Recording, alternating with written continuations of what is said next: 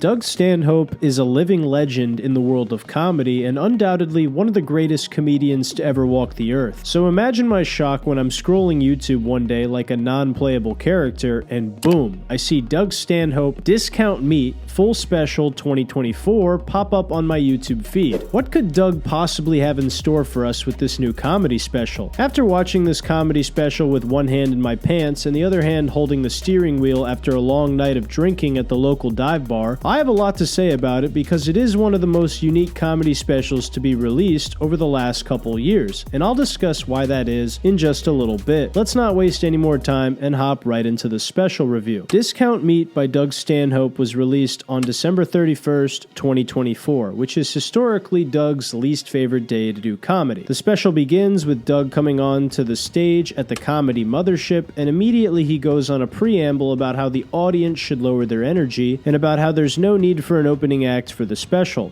You know, don't put a lot of energy. We never fucking put the beginning of the show in anything we tape and release. Yeah, just fuck off first. There's no opening act, because why? I'm perfectly qualified to be less funny than myself for 20 minutes. While you wait.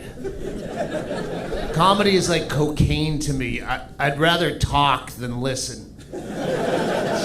It's funny to hear Doug shit on the concept of putting the intro part in a special, and then he immediately prefaces the entire special by saying that he's combining pre-COVID material he had prepared and also his recent material that's non-COVID related. If a lot of comedians were meta like this while taping a special, it probably wouldn't work as well, but Doug has earned the ability to do this with his audience by honing the craft of comedy for over 3 decades at this point. He goes on and talks about how he has 2 closers that he has to fit in and how he doesn't care that it's probably going to make the special go off the rails. Then he draws a gnarly parallel between taping this special and aborting 2 conjoined twins. I have 2 closers in this. I still don't know how I'm fucking gonna work this set out at the end. I know exactly the point of this set where I'm gonna fuck things up. I actually went through it. I go, yeah, at that point, I'll just fucking whatever. Just like minutes ago, I'm like, yeah, at that point, fuck, it's too late.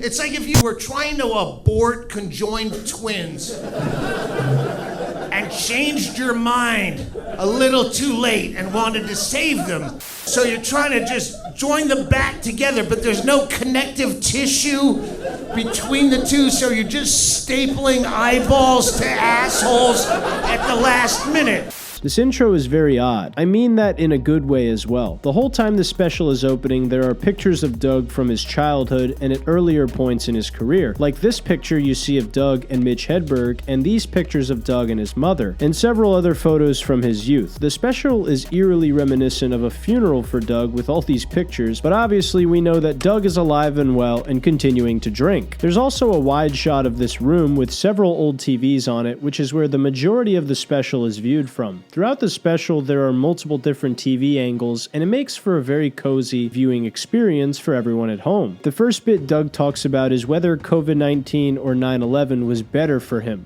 What did you like better? COVID or 9/11? If you could only pick one to do over again, like which was more fun for you? There's arguments to be made on both sides, but which did you really enjoy more? Like 9/11 was more exciting. I needed excitement at that point in my life. I needed the thrill where COVID was more relaxing. This bit is a beautiful cocktail of gallows humor and shock value. If you're a fan of anything Doug and his style of humor, these bits are going to be amazing and really hit home for you. But if you clicked on this with little to no knowledge of Doug Stanhope's style of comedy, then this is probably enough to scare you off. Doug takes our hand and guides us through a metaphorical timeline, pointing out all the similarities and differences between 2 of the most tragic events in America's history. Doug talks about how 9/11 had better footage than COVID, but how you were statistically more likely to lose somebody from COVID than from the attacks on 9/11. Then he segues into how COVID made him realize how unsanitary he is when living his normal day-to-day life. I don't like the way that COVID normalized germophobia. I've always hated fucking hand sanitizer. People have made me crazy. Because I've been exhibiting symptoms of COVID for over 40 years. And not even just the smoker thing. I'm a disgusting person. I have no sense of personal hygiene whatsoever. I realized during COVID, I don't wash my hands ever. This vicious self-awareness from Doug is absolutely hysterical and is part of the reason I love him so much as a comedian. He's a very smart guy who is also incredibly quick to point out his own character flaws, similarly to the flaws of the world around him. I want to point out that when Doug is telling an anecdote, he's very clever with how he breadcrumbs intimate details and adds to the story. He could be telling a really in-depth story, and he's incredibly meticulous about how he lets the story unfold, and this precision in his delivery really allows him to catch the audience with their pants down and crack them up. For example, he describes what it's like wearing the same socks for 6 days in a row by driving home this incredibly vivid simile. These socks I was wearing in Tucson, and they're here now, and they never leave my feet. You ever fuck when you're hammered and pass out right after you come and wake up the next morning with the condoms still on? That's what my shoes feel like right now. Ladies, you ever fuck hammered, pass out right after he comes without a condom, and wake up the next day? This analogy is disgusting, but somehow it perfectly sums up exactly what he's talking about. Fucking hysterical. He then moves on to talking about how conspiracy theories have been completely watered down and ruined by COVID, and how they were a lot better when 9/11 happened. To drill this point home, he tells a story about Roseanne Barr and how he did her podcast, and during it, she kept telling him about conspiracy theories that were adjacent to the whole QAnon thing. Then, without spoiling the bid for you, Doug basically talks about how people will sink their fangs into just about any conspiracy theory nowadays, and then when you question it, they immediately falter, and the way he talked about it is extremely funny. I loved conspiracy theories. Like, as for entertainment purposes only. I wasn't fucking, but all of them, Waco, fucking Oklahoma City bombing, all those conspiracy theories. I hate to be the old man. Conspiracy theories were way better when I was a kid. Roseanne Barr, I did her podcast during the quarantines, and she's a friend of mine, and she's a fucking comedy legend, and she's genius. She's a beautiful mind. She believes a lot of this QAnon-y shit. And so we're talking, and then it's all normal, and then she fucking deviates down some path of fucking lizard people, I don't know.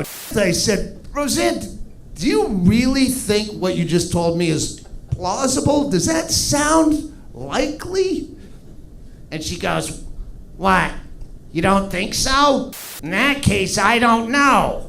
I don't know how the copyright with this YouTube special is going to work, so I will keep playing the audio only just to make sure you hear the jokes for context. The special can be viewed in its entirety on Doug Stanhope's YouTube channel, so please check that out and give him the credit he deserves. After this video, of course. He also did us a solid by keyframing the entire video with all of the different bits and chunks he does and at what times. I really like this bit about Roseanne because he is highly critical of her thinking process here, but he still praises her as an amazing human being and one of the coolest people he knows. This allows him to critique her line of thinking in a humorous and loving way, and it all comes off incredibly genuine. He uses her quote of the difficulty of comedy when there is virtually no truth to segue into his view on how there seems to have been a cultural shift where a lot of people cannot even agree on a baseline of truth in the world anymore. He then talks about how his only solution to all of this insane discourse in America is to stop caring, and this part hit home because honestly, Doug, me too, man. Then he has this excellent joke where he deconstructs the difference between adamantly not giving a fuck and having genuine indifference towards real-world issues. Don't even not give a fuck. That's too extreme. When I hear someone say, I don't give a fuck, I think you sound like you put a lot of effort and energy into that fuck that you're refusing to give. You need to dial it down, relax, and have a fucking Bahama Mama at noontime and focus. Yes, that's what I'm preaching. Radical apathy. It's an outstanding bit overall, and it made me have to pause the special to laugh my ass off. He then goes even deeper and says how if you want to care, you should do so in your direct community and the people around you, because there you can actually make a real difference. Then he transitions into how he wishes a lot of conspiracy people would start smaller and have the same type of inquisition in their own personal lives. Focus on your own street, your own people, where you can make a difference. Yeah, make a difference there. Just work on your own conspiracies first. Like, why does my own kid hate me? Pick the scab off of that little mystery. How come everyone's always busy on my birthday? Yeah, solve that, and then we'll figure out if we fake the moon landing. And we're gonna deviate for a while now, but my wife nags me. Who's with me? I love the segue from this serious topic into some classic "my wife nags me" type of stand-up comedy. Always a classic. He juxtaposes this premise with some incredibly dark undertones to it about how his wife is always nagging him about when they can self-delete together. This bit is so dark, but it's brilliant. A lot of comedians probably couldn't make this bit work, but Doug hits a fucking grand slam with it. Then he gives some pretty nuanced views on the concept of taking your own life that is very funny the entire way through. And he immediately follows that up with a big great bit on murder and people solving cold cases, which he ties back to conspiracy theories masterfully. Then he moves on to his material about anti-government people and the principles he follows as someone who is staunchly anti-authoritarian. The social commentary here is biting, and I really enjoyed it and agreed with just about all of it. If some of my family watched this with me, they'd get very angry about what Doug is saying pretty quickly, and I like that. He gives a great example of how to be anti-government by talking about how he drank when he was underage. This is a fucking amazing bit. I've noticed a lot of anti-government people have become very pro-government in their efforts to get the government to get government out of our lives. And I don't think that's how it works there. The anti-government starts with don't fucking use them. Unless you absolutely have to. Sometimes you have to. Get through the fucking system and get from point A to point B. It's like Walmart. Nobody likes Walmart, but sometimes you got it. Sometimes, yeah. When I was a young man, I was probably 17, 18 or so, I decided I didn't think the government had any right to tell me I needed to be 21 years old to drink a cocktail. I wanted a cocktail. The corner store wanted to sell me alcohol. The government wanted a cut of that. But no, we circumvented the government from the entire fucking equation. I don't need them. It's about the principle. No, it's about the beer. It's really just about the beer. And the government's going, we want in. And I know.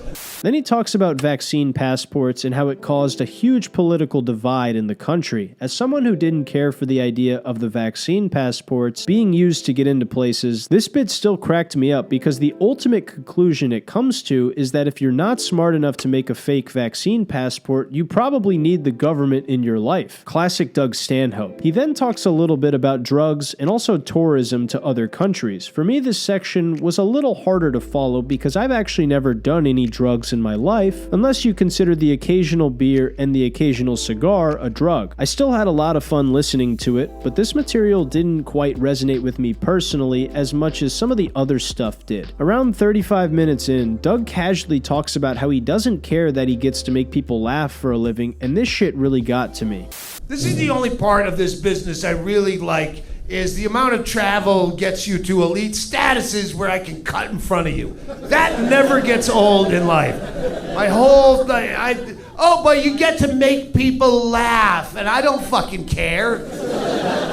People like, hey, you got me through some of my toughest times, and I just wanted to thank you for all that you do, and your comedy has, I don't fucking care. I just get behind me, I'm cutting. I love it. A jaded professional comedian talking about how he could give two shits if we laugh or not. Splendid. The perfect balance of self-awareness and honesty while still maintaining his aura of likability. Doug is a pro at this, and to me, it's part of the reason he's one of the best comedians in the world working today. Then Doug gets into his high notes part 1, which is exactly what it sounds like. Just goofy random ideas Doug had while high that are eerily reminiscent of the late great Mitch Hedberg and his out of left field style of thinking when it came to comedy. He has more high thoughts later in the special, but at the end of High Notes 1, he talks about treating doctors like psychics in an astonishingly funny bit. Very silly. Then Doug talks about experimenting with sobriety and how he realized it gives him way too much time in the day when he's not hungover. He also fleetingly mentions Sober October with Joe Rogan, Ari Shaffir, Bert Kreischer, and Tom Segura, and how they kind of inspired him to experiment with the idea of being sober. R.I.P. the Sober October podcast. Then Doug gets into his perfectly cooked bacon bit, which has to be my favorite chunk from the entire special, because Doug talks about a few of his dogs he had euthanized in their old age, and how as he ages, he would prefer to be taken care of by a veterinarian in his old age when he's about to croak. He tells this horrifyingly dark story about how he thought his dog was imitating him with a cough, but in reality the dog had a life-threatening illness, and how he handled the situation after the fact. At around 53 minutes in, he does an act out of his sick dog, and it's so morbid and dark, it actually made my skin crawl the first time I saw it. But Doug ushering in a personification of his own dog dying was so goofy and over the top, I was wheezing and laughing so hard I woke up my sleeping neighbors. Ichabod had developed a cough, which I thought at first he was mimicking my cough. And we took him to the vet. It wasn't an impression of me. It was lymphoma spread throughout his whole body, rapidly killing him. But it sounded so much like me. If you heard the cough, you had to be there. It was like, that is so you. In fact, the more sick your pet is, the more he's going to seem excited to see you. He's like, oh, I want to go for a walk. I'm sorry, my back legs don't work anymore, but I will crawl with my front paws. I would wag my tail to show you how happy I am you came home one more day, but my tail is so laden down with heavy tumors that I can no longer wag it. It just drags trails like a crocodile in the sand behind me. I love you so much. Then Doug tells the story of his final moments with his dog, and it's genuinely heartwarming to hear. While he's telling the story about the dog and comparing it to his mother's death, there are pictures of the dog and his mother to complement the bit, which adds a nice touch to it. Then Doug checks the high notes again for about 5 minutes, and he begins to wrap up the special with his 2 separate closers. Then Doug does a bit that I really love, where he talks about how he hopes cancel culture does a complete 180. I really hope that cancel culture swings the complete 180 and goes like hardcore right-wing conservative in the same way you're like pro-choice and you think, okay, I'm on the right side of history and I got a bumper sticker and everything and all of a sudden you're getting treated just for being pro-choice, just for having that opinion. Your life is destroyed. You're a murderer or an accomplice to murderer. And this could happen because A, abortion is murder. You didn't even have an abortion. You didn't provide an abortion. You didn't need us. Maybe they just unearthed a picture of you dressed up as an abortion at a college Halloween party. 1976. Now you can't get a job and you're fired, and even your neighbors are having their homes picked up off the foundation and turned backwards. So just because you were pro-choice, you fucking murder assistant.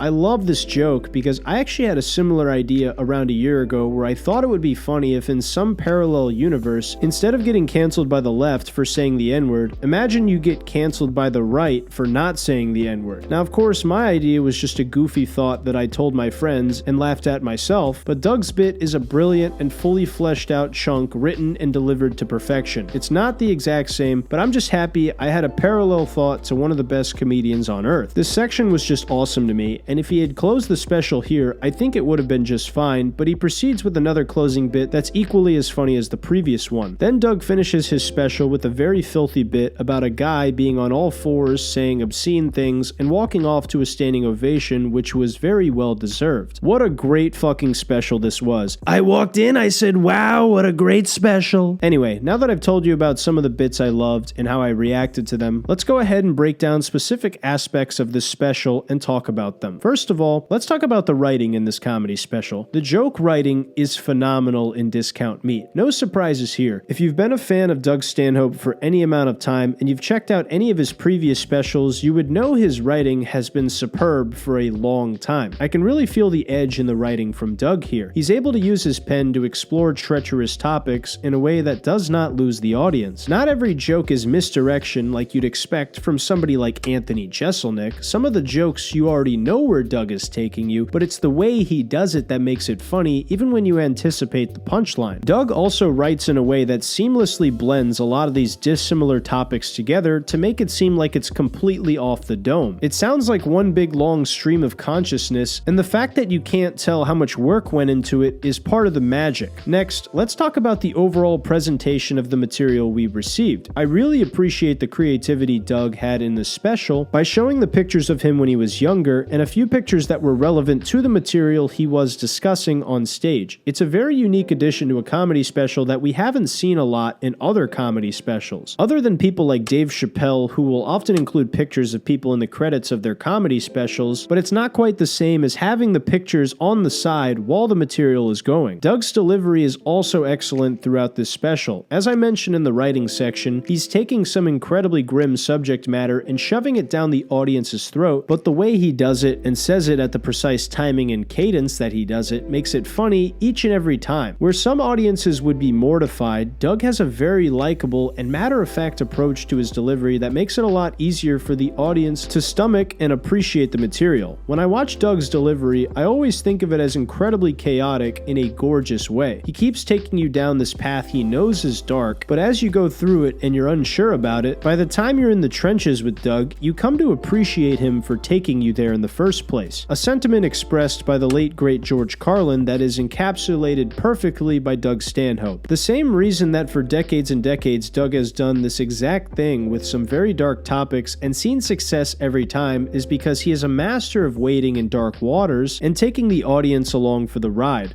Furthermore, let's talk about the potential shelf life of this special. Discount Meat has a lot of personal material that will certainly stand the test of time with Doug's fan base. As for the political material, I'd say that a lot of this was tackled tactfully and retrospectively to make it very easy for someone who is watching a decade from now to understand and follow along with everything Doug was referring to in regards to the pandemic. Some comedians ride a lot of inside jokes and don't provide adequate explanations for their COVID material, but Doug is certainly not lacking in this department, and I think because of this, the shelf life will be excellent for this comedy special. Finally, let's talk about the memorability and rewatchability of Discount Meat. I watched this special a second time with my friend and laughed just as hard as I did the first time. Given the fact that Stanhope doesn't solely rely on misdirection, a lot of his jokes and perspectives are still incredibly fresh and funny to hear even when you've heard the joke before. Similar to Jim Gaffigan's Hot Pocket bit, which is funny to his audience no matter how many times he performs it. Pretty much all of Doug Stanhope's specials are like this. Given the unique time that the world was in when he released it, there's a good chance that you'll still be able to resonate with a lot of the material. No matter what Doug Stanhope discusses, it's done in a way that is timeless and will likely withstand the test of time 50 years or even 100 years from now. All in all, would I recommend Doug Stanhope's Discount Meat comedy special? Fuck yes, I would.